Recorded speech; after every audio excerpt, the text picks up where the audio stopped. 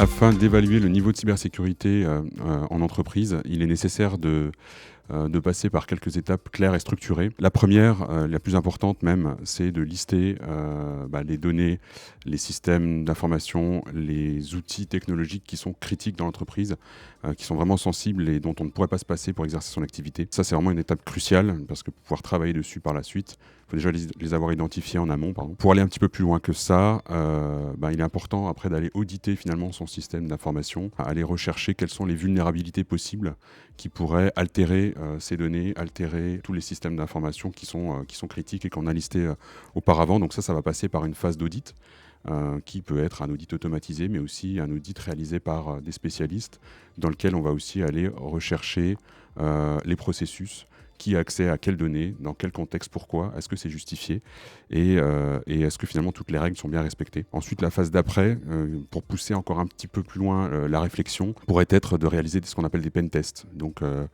concrètement, un spécialiste va chercher à entrer dans le système d'information et d'altérer des données ou récupérer des données.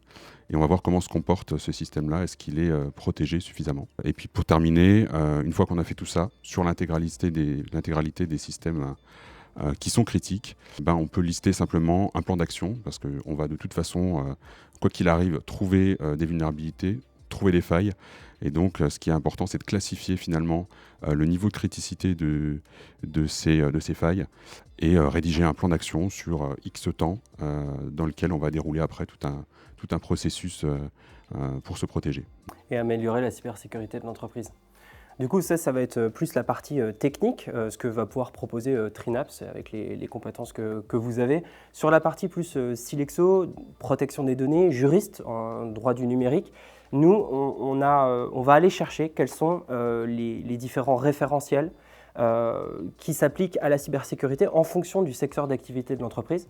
Donc en fonction de la sensibilité de la donnée, on va pouvoir y appliquer un certain nombre de référentiels. Et donc par rapport à ce que l'audit aura révélé, le niveau de cybersécurité qui est déjà en place, et par rapport aux standards, on va voir un petit peu l'écart et essayer d'aller vers les préconisations que vous aurez faites et aller monter le niveau de sécurité de l'entreprise.